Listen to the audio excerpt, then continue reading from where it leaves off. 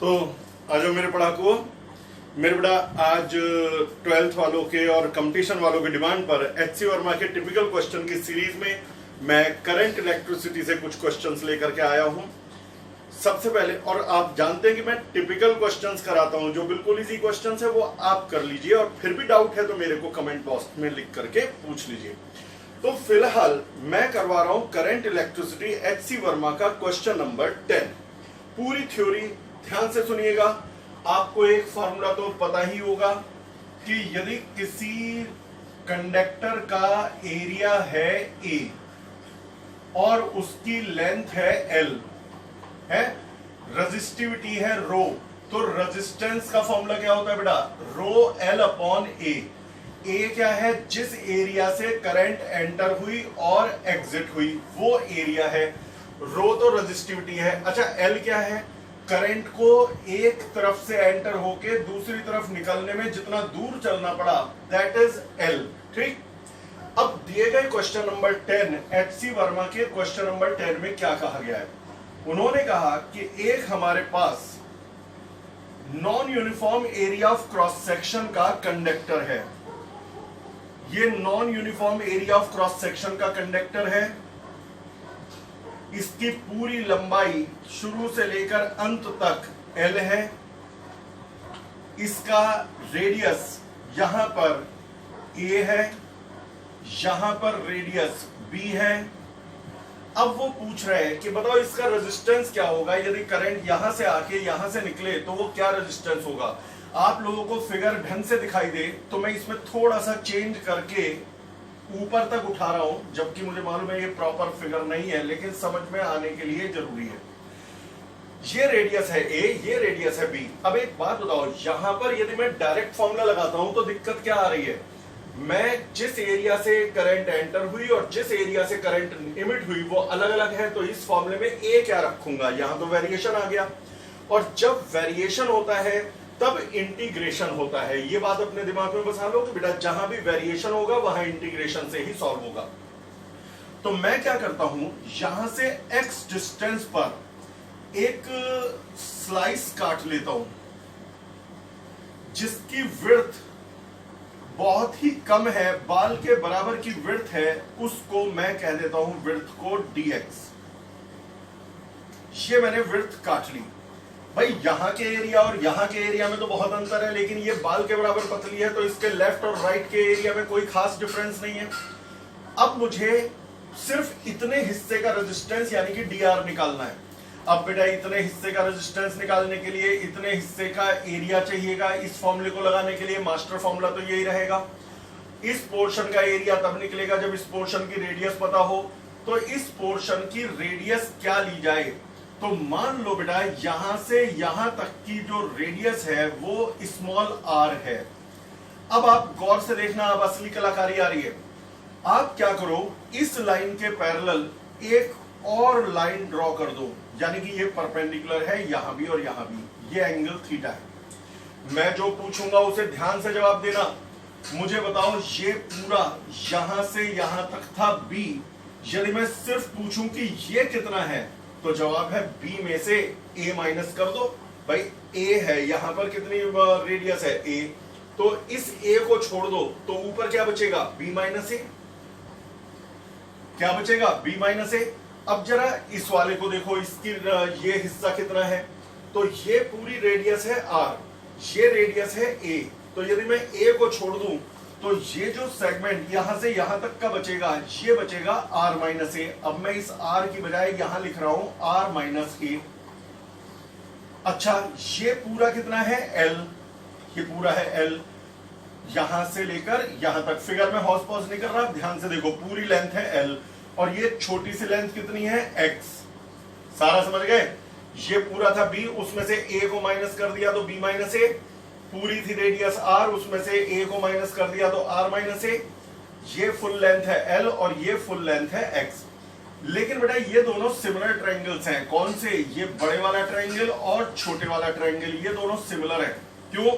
बेटा theta common, 90 90, ये भी 90। कौन से ट्रायंगल ले रहा हूं बेटा? एक तो ये ट्रायंगल और एक ये ट्रायंगल, सिमिलर तो दिख ही गए होंगे।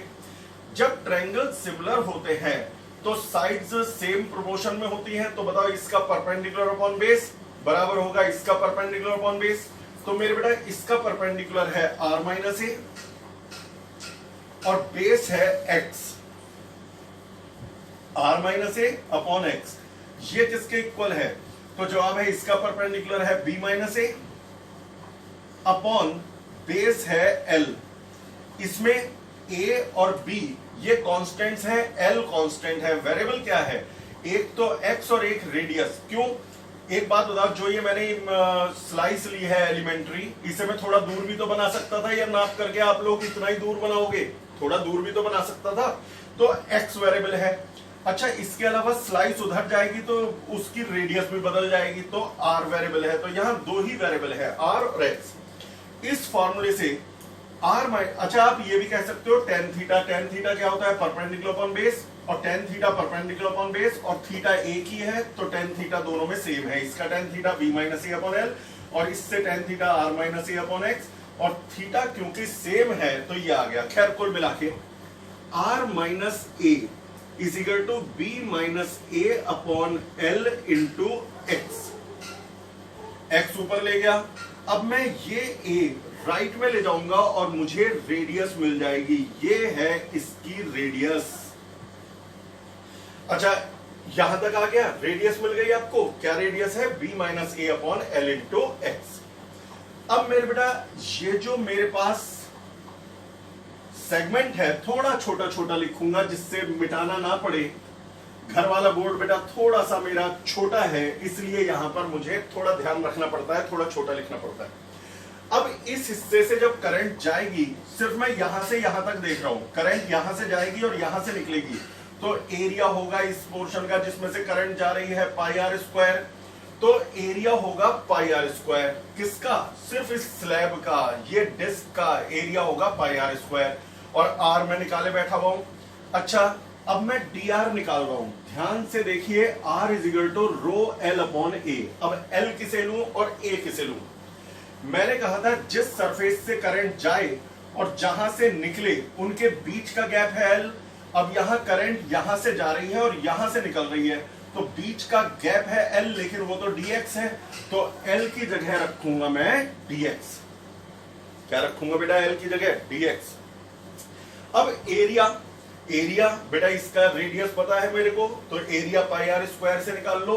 तो pi b minus A upon L into X plus A का होल स्क्वायर, ये हो गया पाई आर स्क्वायर। ठीक है बेटा, पाई आर स्क्वायर हो गया। तो रो एल की जगह dx और एरिया की जगह पाई आर स्क्वायर। अब पूरा रेजिस्टेंस निकालना है तो इंटीग्रेट कर दो, सारे ऐड हो जाएंगे। तो मेरे बेटा आर का फॉर्मूला क्या बना? तो कांस्टेंट्स तो बाहर आ गए, रो बाहर आ गया, पाई बाहर आ गया, इंटीग्रल में बचता है dx upon b minus A upon L into X plus A का होल स्क्वायर। अब मैं एक चीज बता रहा हूं जिसे मैं अभी रब भी कर दूंगा, मिटा भी दूंगा। वो बात क्या है मेरे बेटा? आप जानते हो integral 1 upon X square D x, यह भी रफ वर्क है, वो होता है माइनस 1 अपॉन एक्स। लेकिन यदि यहां पर x का स्क्वायर ना होके ax प्लस b का स्क्वायर हो तो बेटा minus 1 upon ax plus b, minus 1 upon ax plus b। क्या फाइनल? नहीं, इसे डिवाइड किया जाता है x के कोफिशिएंट से। x का कोफिशिएंट यानी a से डिवाइड किया जाता है, तब आंसर आता है। मैं इस चीज को जो करूंगा, जो बच्चे गड़बड़ करेंगे वो इसी स्टेप में गड़बड़ करेंगे, नहीं तो करेंगे ही नहीं। कैसे? अब आप जरा देखिए, मुझे बताइए, बहुत ध्यान से देखना इस स्टेप को। Rho upon pi 1 upon something का square minus 1 upon that thing का मतलब बेटा b minus A upon L into X plus A. अभी तक साधारण इंटीग्रेशन हो गया है, 1 अपॉन एक्स स्क्वायर का इंटीग्रल माइनस 1 अपॉन एक्स होता है, तो इसके इंटीग्रल ये आ गया। लेकिन अब मुझे इसे डिवाइड करना पड़ेगा x के कोफिशिएंट से। x का कोफिशिएंट है b minus A upon L तो मैं इसे b minus A upon L से डिवाइड करूंगा तो वो l ऊपर आ जाएगा। साथ में लिमिट ऑफ इंटीग्रेशन रखनी पड़ेगी। वो लिमिट ऑफ इंटीग्रेशन क्या होगी? वो बेटा एक बात बता, मेरी स्लैब यहां से यहां तक, एलिमेंट्री डिस्क यहां से यहां तक कहीं भी हो सकती है, यानी 0 से L के बीच में कहीं भी हो सकती है पूरी लेंथ में। यहां से L डिस्टेंस पे भी हो सकती है, L/2 डिस्टेंस पे भी हो सकती है और 0 डिस्टेंस पे भी हो सकती है, यानी 0 से L के बीच में। 0 से कम डिस्टेंस पे नहीं हो सकती, नहीं तो बाहर आ जाएगा। L से ज्यादा डिस्टेंस पे नहीं हो सकती, नहीं तो बाहर आ जाएगा। तो लिमिट ऑफ इंटीग्रेशन रहेगा 0 से L तक, ये लिमिट ऑफ इंटीग्रेशन है। अब मेरे बेटा माइनस रो अपॉन पाई, अब जरा अटेंशन पूरा, पहले x को रखो L और फिर रखो x को 0 और सब्ट्रैक्ट कर दो। ओरली कर रहा हूं। यदि x को रखा L से L कट गया, बचा b माइनस ए प्लस ए, b माइनस ए प्लस ए, तो वो तो 1 अपॉन बी हो गया ना। अब x को 0 रखा तो 0 इंटू एवरीथिंग इज 0, रह गया सिर्फ a, यानी कि बेटा 1 upon A L upon b minus A. अच्छा, अब ये माइनस साइन अंदर ले जाओ तो rho upon pi 1 upon A minus 1 upon B L upon b minus A. समझ में आ रहा है बेटा? अब क्या करूं बेटा, इस वीडियो को देख 2-3 बार तो देखना, और बाकी मैं आप लोगों को वर्सेटाइल बनाने की कोशिश कर रहा हूं। इस बार मैंने बताया भी है, संडे को 1 बजे लाइव आऊंगा और जिसमें हम आर्थिक मंदी के ऊपर चर्चा करेंगे। और आप लोगों को यदि जिम्मेदार नागरिक बनना है तो आपको जानना पड़ेगा, जानना चाहिए जीडीपी क्या है, भारत कैसे विकास कर सकता है, भारत में जब मंदी का दौर होगा तो आप उससे कैसे उबर सकते हो, आप उसका फायदा कैसे उठा सकते हो। तो मेरे बेटा सब जगह सर्कुलेट कर दो। संडे को 15 सितंबर को दोपहर 1 बजे इसी टॉपिक पर मैं लाइव आऊंगा। थोड़ा होमवर्क मैं करके आऊंगा, थोड़ा होमवर्क आप करके आना। खैर, फिलहाल न्यूमेरिकल आगे बढ़ते हुए, रेजिस्टेंस का फॉर्मूला है रो अपॉन पाई। अच्छा, अंदर एलसीएम ले लिया तो ए बी, ऊपर बचेगा बी माइनस ए, तो क्या बचा? B minus A upon A B, और ये है L upon B minus A. थोड़ा किनारे पे चला गया है, देखते रहना। तो बी माइनस ए तो कट गया और हमारा आंसर आ गया rho L upon pi A B. तो मेरे बेटा ये हमारा आंसर है। इसका रेजिस्टेंस और इंटीग्रेट क्यों किया ये मैं आपको एक बार फिर बता दूं। इंटीग्रेशन तभी होता है जहां वेरिएबल हो, यहां रेडियस वेरिएबल थी इसलिए इंटीग्रेशन हुआ। तो एक बार जरा फटाफट क्विक रिकैप लो। मेरे बेटा ये ट्रायंगल और ये ट्रायंगल सेम है, ये एंगल कॉमन है, तो टेन थीटा छोटे से निकालो ये बड़े से सेम आएगा। तो R minus A upon X बराबर है B minus A upon L. इससे आर आ गया, आर आ गया तो एरिया निकल जाएगा। फिर फॉर्मूला हमने लगाया R is equal to rho L upon A, लेकिन अभी इंटीग्रेशन हटा दे रहा हूं थोड़ी देर के लिए। तो रो को तो रो रखा, एल क्या होता है? जहां से करंट गई और जहां से निकली उसके बीच का गैप। तो करंट यहां से गई यहां से निकली तो उनके बीच का गैप यानी dx ही L है, तो L की जगह dx। एरिया इसका पाई आर स्क्वायर, तो पाई इंटू आर स्क्वायर जो मैंने अभी निकाला था। फिर इसके बाद क्या किया गया बेटा? इंटीग्रेट किया गया।